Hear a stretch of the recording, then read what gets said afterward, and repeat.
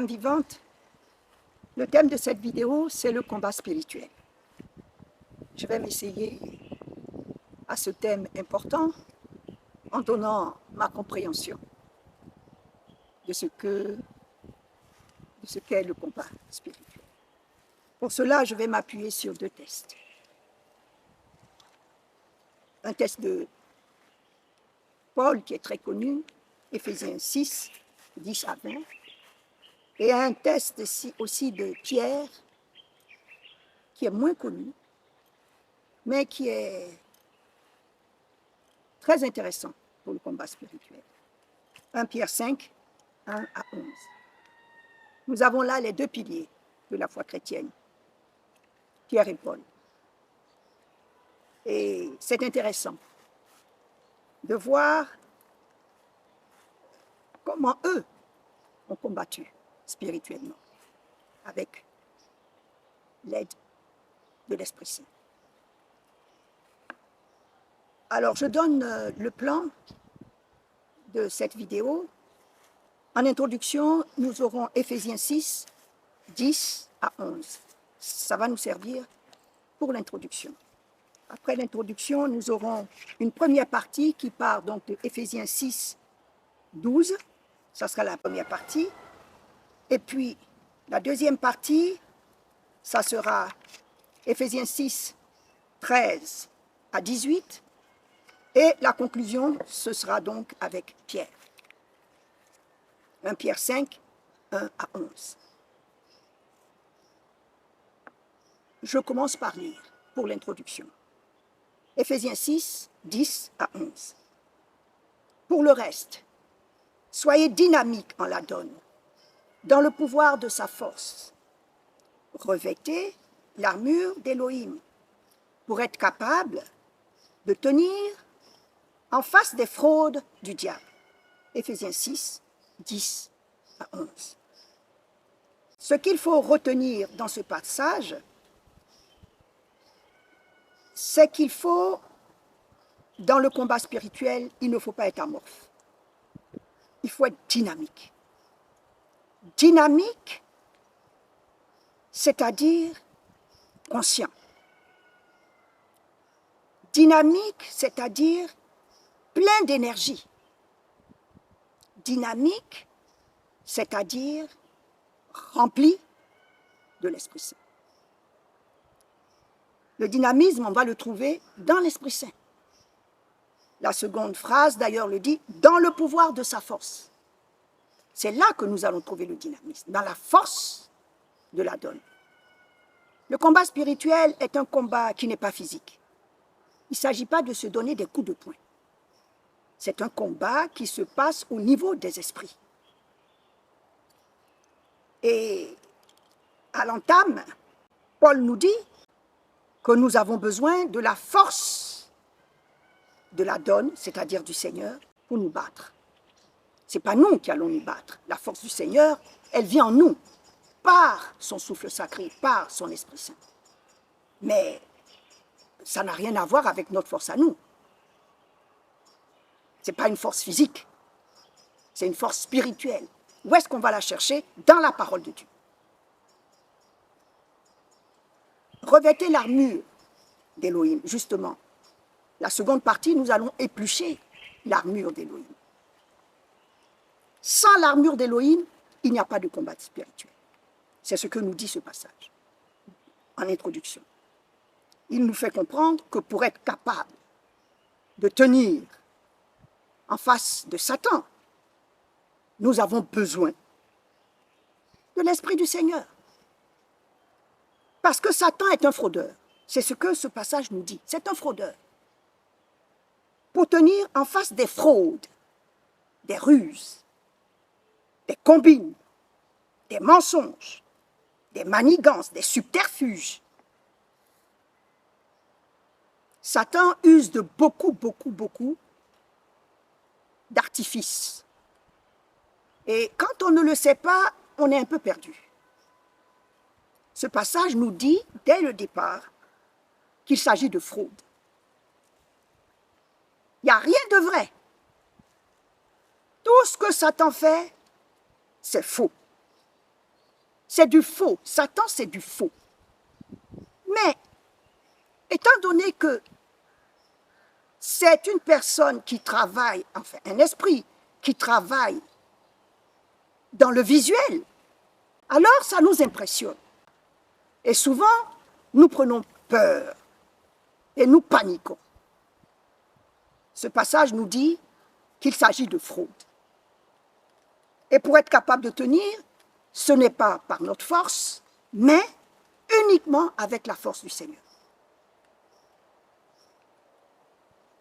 Je vais donner quelques noms de Satan pour qu'on voit bien ce que fait Satan. Son nom dit ce qu'il fait. C'est le menteur. Nous avons ce passage dans Jean 8, 44. C'est l'accusateur. Job 1, 6. Apocalypse 12, 10. C'est un criminel. Matthieu 6, 13. Jean 8, 44. Satan, c'est le diviseur. En grec, c'est diabolos, le diviseur. Apocalypse 12, 9. Le diable. Toujours Apocalypse 12, 9. L'égareur de l'univers entier. Ça, c'est le nom de Satan aussi. Il égare.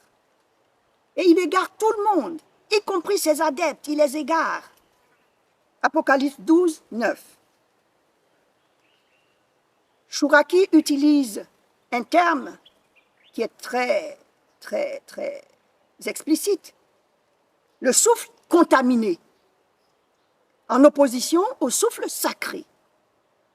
C'est un souffle contaminé, c'est-à-dire un souffle malsain, un souffle malade, le souffle du mal. Toujours, alors il y a différents passages, le fou de Gadara. Nous allons arriver à notre première partie, Éphésiens 6, 12. Et là, je vais lire.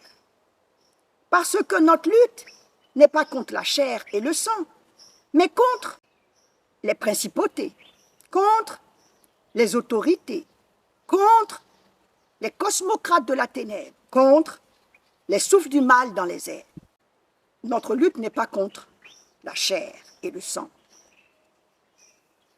Nous allons nous arrêter un tout petit peu parce que ce passage a induit beaucoup de chrétiens en erreur. On nous dit, oui, vous n'avez pas à lutter contre la chair et le sang. La personne que tu vois là, c'est pas elle. Elle ne peut rien. Non, c'est pas ça, c'est Satan. Et puis, comme Satan, on ne le voit pas, mais c'est la personne que nous voyons.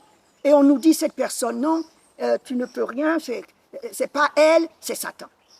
Alors le chrétien était un peu perdu avec cette histoire de Satan. Âme vivante, laisse-moi te dire une chose. L'homme a trois entités. Il est corps, âme et esprit. Donc celui qui t'attaque là, il prend l'esprit du mal pour t'attaquer. Satan s'incarne, comme notre Seigneur aussi s'incarne. J'en viendrai un peu plus loin, je reviendrai là-dessus un peu plus loin. Notre corps est le sanctuaire du Seigneur, mais pour certains, c'est le sanctuaire de Satan aussi. Donc, il faut bien comprendre, il faut démystifier la chose. Nous n'avons pas à lutter contre la chair et le sang, c'est vrai, parce que ce n'est pas un combat physique, mais nous avons à lutter contre l'esprit qui est là. C'est un esprit, il faut l'identifier. Alors, la parole de Dieu nous donne les différents esprits contre lesquels nous devons nous battre. Les principautés. Alors, la principauté, qu'est-ce que c'est? Nous avons la principauté de Monaco, par exemple. C'est un petit État, petit gouvernement, avec un prince à la tête. Et le prince fait des alliances. Il a des alliances avec des États parce qu'il est tellement petit, il a besoin de travailler avec d'autres. Dans le monde spirituel, c'est pareil. La principauté, elle fait allégeance à Satan. N'est-ce pas? C'est un prince qui est autonome, mais il a des liens de vassalité à Satan.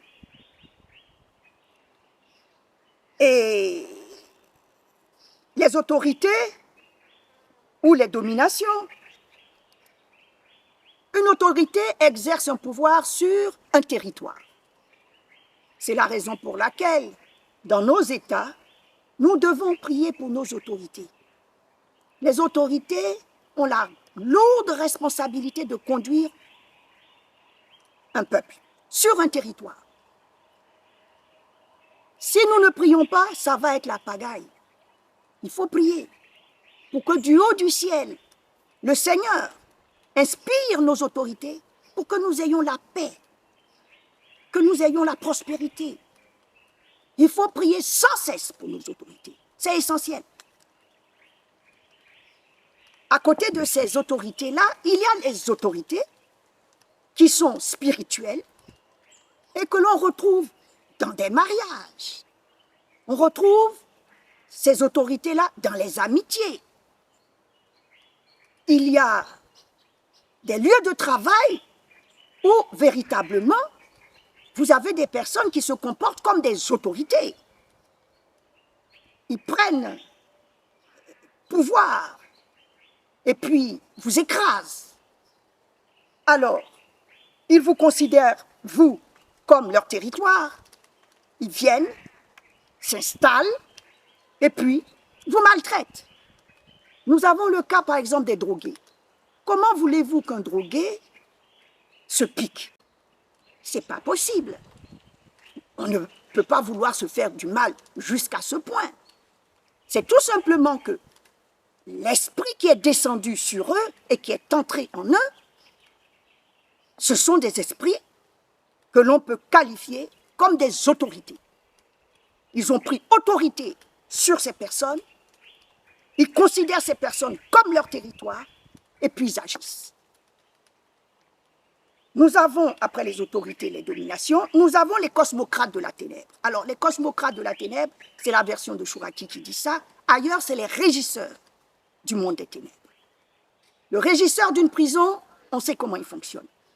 Il planifie, il organise, il coordonne, et puis il exécute. C'est exactement ce qui se passe dans le monde des ténèbres. Les régisseurs du monde des ténèbres, il faut le savoir, ils planifient le mal, n'est-ce pas? Ils organisent les choses, ils coordonnent, et puis ils exécutent. Si on ne le sait pas, on est perdu. Lorsque vous avez affaire à des esprits du mal qui sont déchaînés contre vous, vous avez intérêt à identifier l'esprit en face pour pouvoir combattre.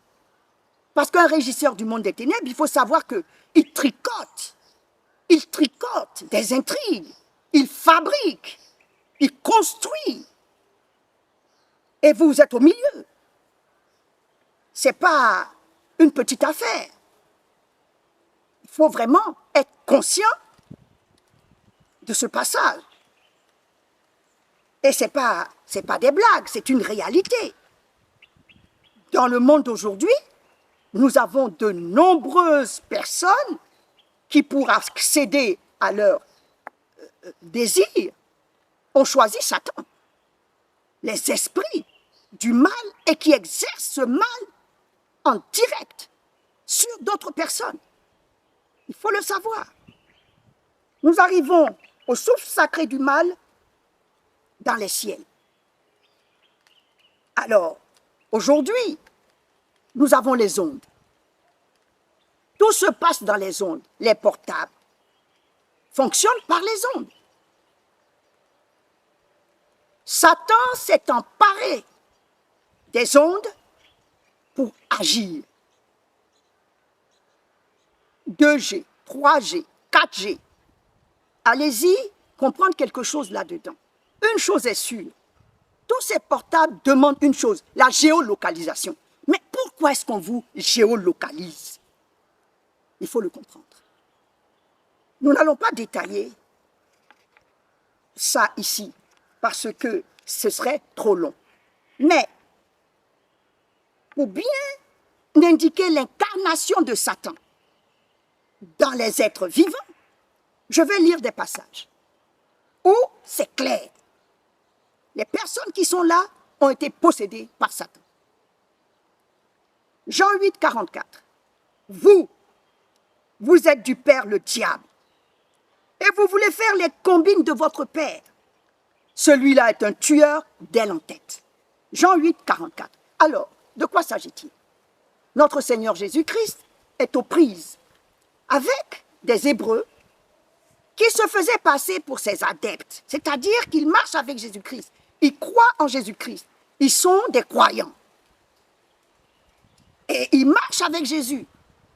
Mais en réalité, Jésus a pris ce moment-là pour les démystifier. Il leur dit, vous êtes des menteurs. En réalité, vous voulez me tuer. Vous voulez me tuer. Vous faites des combines comme votre père, qui est menteur. Il est le père du mensonge. Il a identifié Satan dans ces personnes. Je passe à un autre passage, Matthieu 16, 23.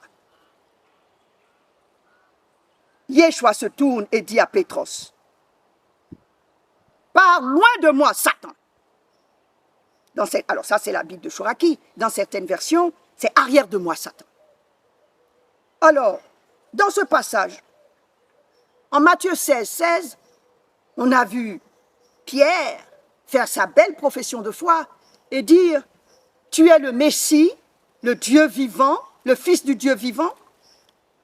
Et Jésus lui dit « Pierre, tu es Pierre, et sur toi, je bâtirai mon église. » Parce que ce que tu viens de dire là, ça t'a été révélé par l'Esprit de mon Père. Et donc, je te choisis.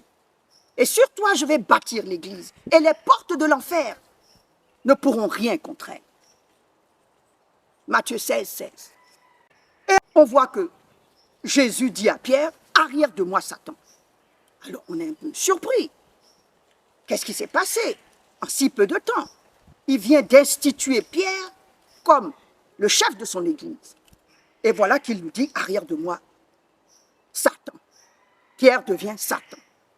En réalité, juste après avoir institué Pierre, le Seigneur parle à ses apôtres et puis il leur dit, à ses disciples, il leur dit, voilà, on va monter à Jérusalem et là, je vais souffrir beaucoup, je vais pour y mourir. Alors, Pierre est choqué, il dit non, non, non, il le prend de côté. Il lui dit, ah non, non, ne dis pas des choses comme ça. Écoutez, Pierre, on vient de lui dire qu'il est le chef de l'église, il ne va pas maintenant aller dans une affaire de mort. Il dit, non, non, non, rien de tout ça ne va t'arriver, ça va se passer très bien. Et puis voilà, et il se met à discourir. Alors, il raboue même Jésus. Alors, Jésus dit, attention, il identifie que Pierre qui est en train de parler, ce n'est pas le Pierre que lui connaît, que c'est un esprit qui est en train de parler à Pierre. Alors il dit, les paroles que tu es en train de dire là, ce n'est pas de toi, ça ne vient pas de mon Père, ça vient de Satan. Vous imaginez aujourd'hui, si vous dites à quelqu'un, arrière de moi Satan, mais on va dire, elle insulte les gens, c'est une insulteuse, elle passe son temps à insulter. Hein? Elle m'a traité de Satan, mais pour qui elle se prend? Comment? Moi je suis Satan et toi alors? Voilà des histoires. Mais en réalité, c'est l'esprit qui a été identifié. Je passe à un autre passage, Luc 13, 32. Là, le Seigneur va avoir affaire à des Hébreux qui viennent vers lui et qui lui disent « Attention, cache-toi, quitte-la, ne reste pas ici parce que Hérode veut te tuer. » Luc 13, 32, « Allez dire à ce renard. » Luc 13, 32, c'est Jésus qui parle. Alors, vous pensez bien, Jésus n'est pas un insulteur. Mais lorsqu'il dit, allez dire à ce renard, il a identifié l'esprit qui habite, qui anime Hérode. Et il se rend compte que c'est de l'esprit du renard. Il est rusé. Il travaille avec la ruse. C'est un renard. Ce n'est pas une insulte, c'est l'identification de l'esprit qui est là. En Matthieu 12, 33 à 34, nous allons voir que le Seigneur utilise encore des termes très forts. Alors, 33. Oui, l'arbre se reconnaît à son fruit. 34, engeance de vipère. Comment pouvez-vous dire ce qui est bon? Vous êtes des criminels. 37 plus loin, oui, sur tes paroles, tu es justifié. Sur tes paroles, tu es condamné. Matthieu 12, 33 à 34 et 37. De quoi s'agit-il? Alors, notre Seigneur vient de délivrer un aveugle qui est muet et tout le monde a vu le miracle. Mais voilà que certains dans la foule disent « Il a délivré cet homme par Belzéboul ». Alors, le Seigneur dit « Mais attention, c'est grave ce que vous faites là. Parce que, est-ce que Satan peut se diviser? Cet enfant est possédé par Satan, c'est pour ça qu'il ne parle pas, c'est pour ça qu'il ne voit pas. Je le délivre par le pouvoir du Saint-Esprit, le Dieu vivant qui est en moi. Et vous dites, vous, que c'est par Belzéboul. Il dit, attendez, moi, vous pouvez me contredire, vous pouvez même blasphémer sur moi en disant que je ne suis pas Dieu, je ne suis pas tout ça. Vous pouvez le faire. Ça ne vous sera pas retenu. Mais, il y a une faute qui vous sera retenue, c'est le blasphème contre l'Esprit Saint. Cette faute, elle n'est pas pardonnable. Elle n'est pas pardonnée. Parce que lorsqu'on voit les œuvres du Dieu vivant, il faut le reconnaître. Je vais donner encore un autre cas. C'est le cas d'Élimas, le mage, le magicien. En Acte 13, 7 à 12, alors le proconsul Sergius Paulus a appelé Barnabé et Paul parce qu'il veut écouter la parole et éventuellement se convertir. Mais il y a un mage qui est là, Élimas, qui ne veut pas ça. C'est un magicien. Et lui, il use de subterfuge, c'est-à-dire de magie, autour du proconsul. Donc, après que Paul et Barnabé aient été appelés, voilà que ce mage vient et puis lui aussi essaie de distraire les activités là de Paul et de Barnabé. Alors, Paul qui est téméraire, il entre. Alors, il faut le dire, ce n'est pas parce que on dit des paroles fortes qu'on est fâché. Ça n'a rien à voir avec la colère. Du moins, il y a des colères qui sont saintes. Lorsque le Seigneur est entré dans le temple et qu'il a balancé tous ces commerces qui étaient en train d'être faits dans le temple, il les a cassés, il les a chassés.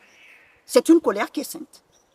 Ici, nous allons voir Paul vraiment prononcer des paroles graves contre Élimas. Oh, plein de toute ruse et de fraude, fils du diable, ennemi de toute justice, ne cesseras-tu pas de pervertir les routes droites de la donne? Maintenant, voici, la main de la donne contre toi, tu seras aveugle. Tu ne verras pas le soleil jusqu'au temps fixe.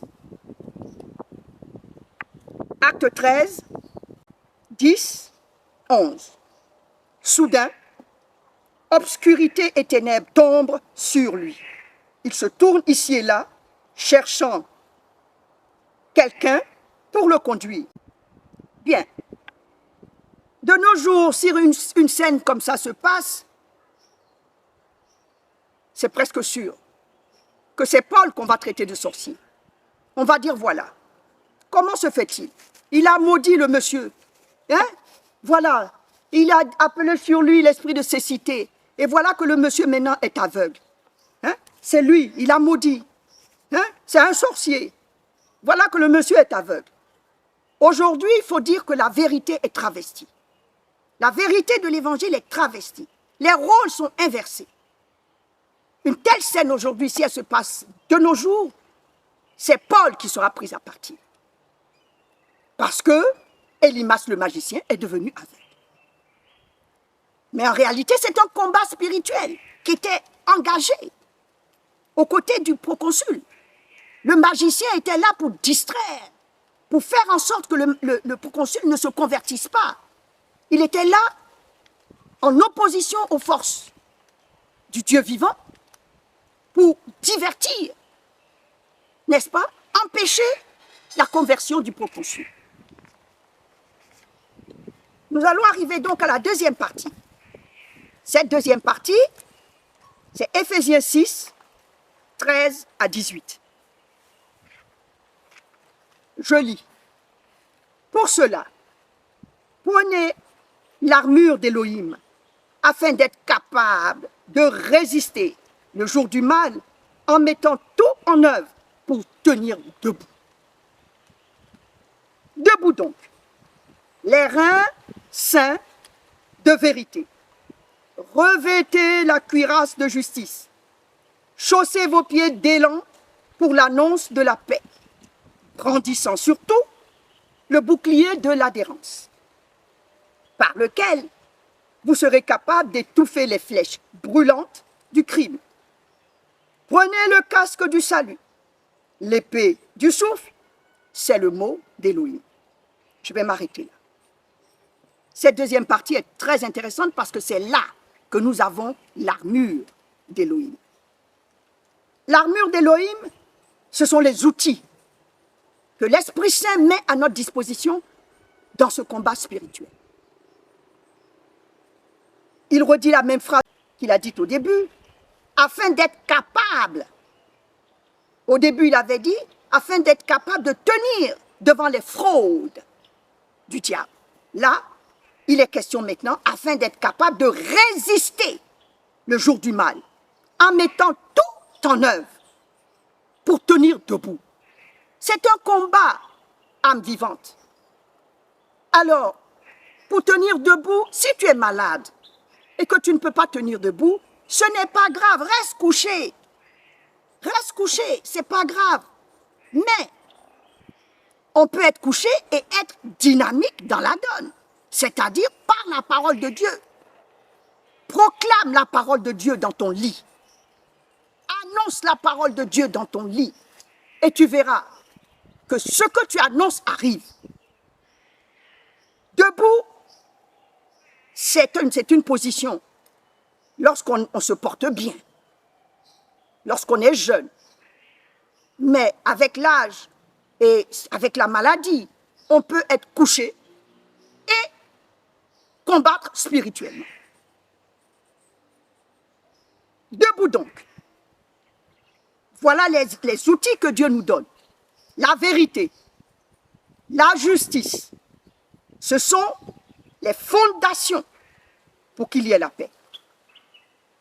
Alors, à la taille, au rein, nous avons la vérité. Si vous menez un combat spirituel dans le mensonge, ça ne sert à rien. Ça ne sert à rien. Alors, bien sûr, on a des personnes, on voit bien, c'est le mensonge partout, mais ils prospèrent. Il faut savoir que ceux-là travaillent dans les ténèbres. Ils travaillent avec les outils de Satan, c'est-à-dire le mensonge. Alors, la prospérité sera pour un moment, mais pas pour toujours. À un moment donné, ils seront ébranlés. Il n'y a que la vérité qui demeure. La vérité, donc, c'est la ceinture, c'est la base pour tenir debout. Ensuite, la cuirasse, c'est-à-dire qui protège, c'est la justice. Pour être protégé, c'est la justice, justifiée par le sang précieux de Jésus-Christ. Le sang qui a coulé à Golgotha. C'est ce sang-là qui nous justifie parce que nous sommes tous pécheurs. Nous sommes tous pécheurs. Mais par le sang de Jésus, nous sommes justifiés. Une fois qu'on a la vérité, une fois qu'on est justifié, on peut annoncer la parole de paix.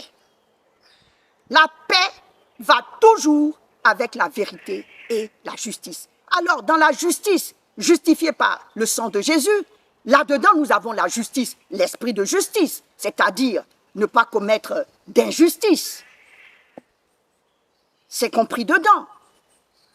Il est question ici de donner les fondations qui vont permettre la paix.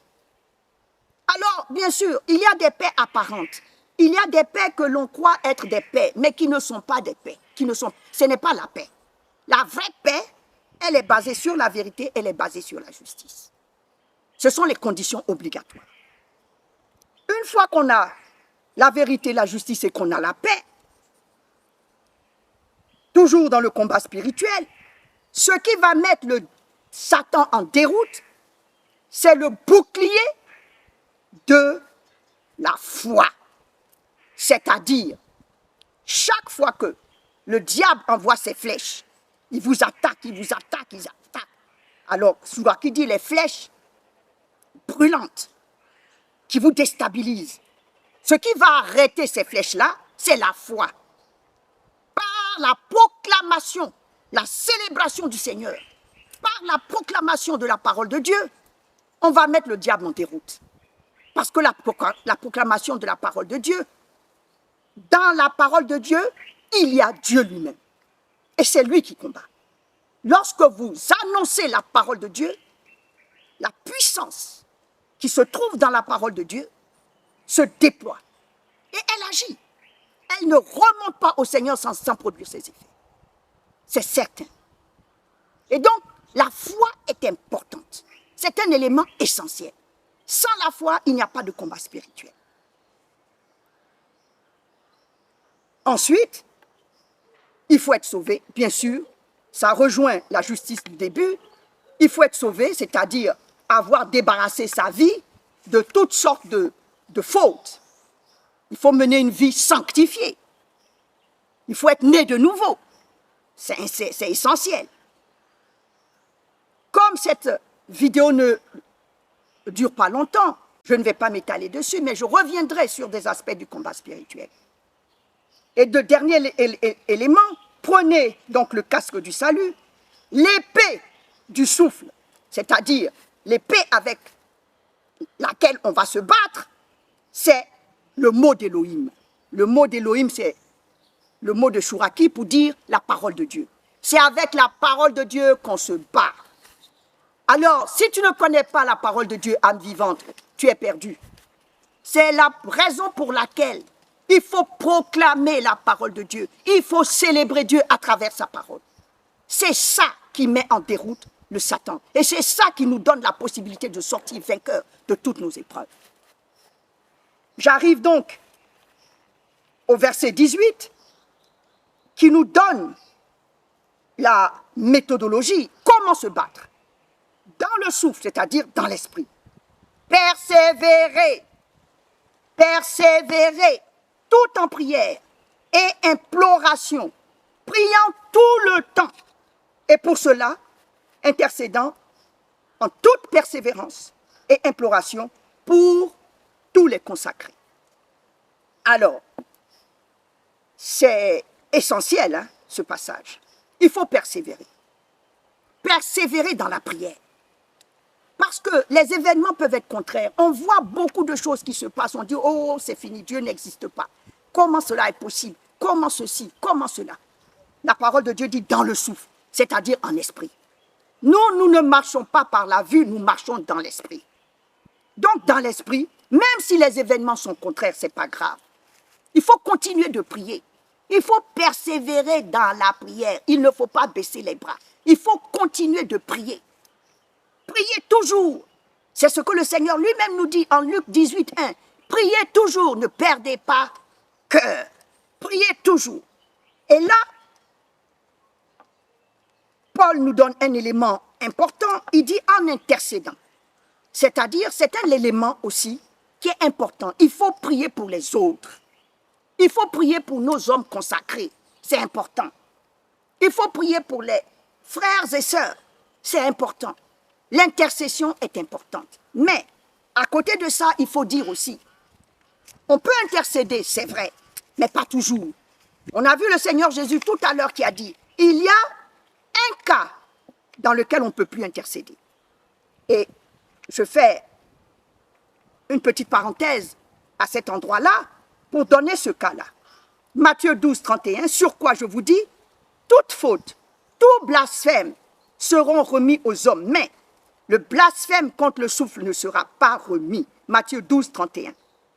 Et Jean, l'apôtre de l'amour, revient sur ce passage. 1 Jean 5, 16. Mais il y a une faute qui conduit à la mort. Ce n'est pas pour celle-là que j'ai dit d'intercéder.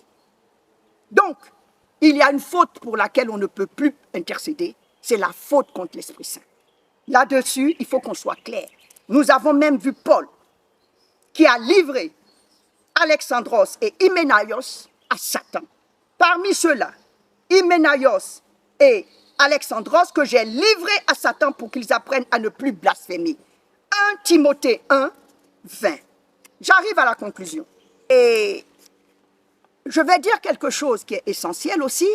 C'est vrai que nous n'avons pas à lutter contre la chair et le sang, c'est-à-dire contre le corps, mais le corps est essentiel. Parce que c'est le lieu où Dieu vient résider. C'est le lieu où Satan vient résider pour agir. Dieu s'incarne, Satan s'incarne. Et la parole de Dieu nous dit en 1 Corinthiens 6, 19, « Ou bien, ne savez-vous pas que votre corps est le sanctuaire du souffle sacré qui est en vous? Vous l'avez reçu d'Élohim, vous n'êtes donc pas à vous-même. Oui, vous avez été acheté à un prix. Aussi, glorifiez Élohim dans votre corps. » 1 Corinthiens 6, 19 à 20. Âme vivante, c'est important.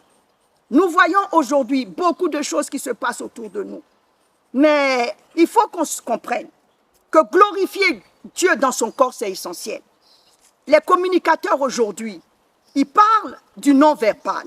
Lorsqu'on voit quelqu'un, sa manière d'être habillé, son vêtement, son maquillage, ses cheveux, son allure, tout ce qui est extérieur, tout ce qui est externe, ça parle.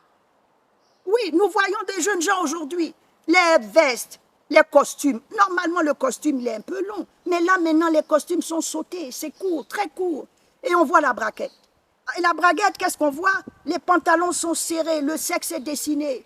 Tout ça, ça veut dire ce que ça veut dire. Nous voyons nos dames, pareil, les fesses, les seins.